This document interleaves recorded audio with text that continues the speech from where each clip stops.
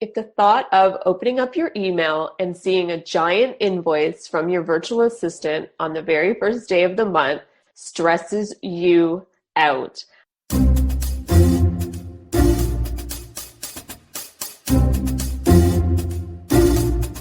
I have a quick tip that will help you with your cash flow when outsourcing.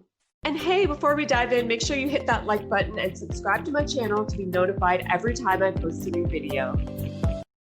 So the thing is, you probably have cash that comes in throughout the entire month, whether that's being paid by your clients or paying invoices, whether it's course sales that you make throughout the month or membership renewals. Your income doesn't just boom, first of the month, there it all is, right? It comes throughout the month. And so it can be pretty stressful when it comes to cash flow and paying team members and all of your expenses, and of course, paying yourself. You know, there's a lot that goes into that.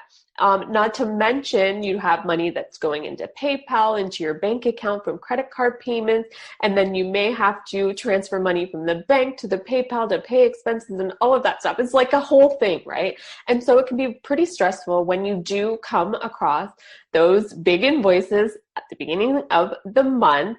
And so I want to share a quick tip with you about how you can reduce your stress when it comes to that. So it's just a matter of changing how you pay your team members. So instead of paying them once a month, look at paying them every single week. So instead of one giant payment, you're going to break that up into 4 payments every single week. And so they're going to be smaller payments, which will feel so much better on your cash flow, right? So that way you can pay your expenses that week, pay your assistant that week, pay yourself that week.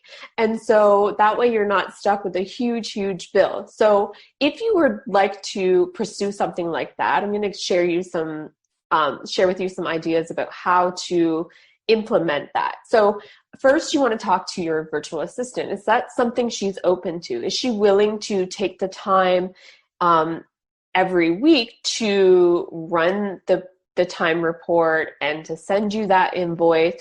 Or would that just be too stressful for her, having to do that every week as opposed to once a month? So you need to see if she's open to that. In one of my businesses, we have a lot of team members. We're designers, assistants, customer care representatives, tech, writers, all kinds of things.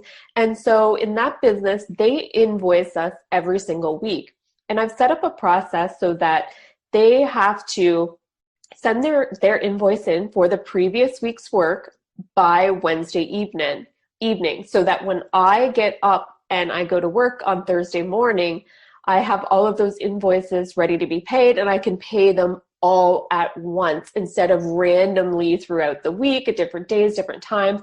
And that means that, when I see those invoices come in, I'd have to stop what I was doing to then go and pay that. So this way I'm doing it all at one time.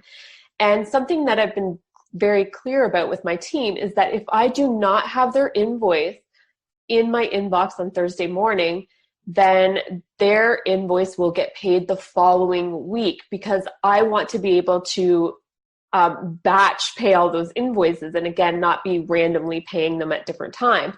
And so that's kind of gives them a little bit of encouragement to make sure that they do send that invoice in if they would like to be paid that week. Again, it's all going to come down to what your team is open to. Are they open to be paid every single week, or do they like the idea of just being paid once a month? But this is something that, again, could really help you with your cash flow so that you don't feel the overwhelm of this one big giant payment. It's going to be broken up into smaller chunks throughout the month to coincide with all of the different income streams that you have coming into your business, whether it's clients paying invoices, membership renewals, course sales, affiliate commissions that you've been earning.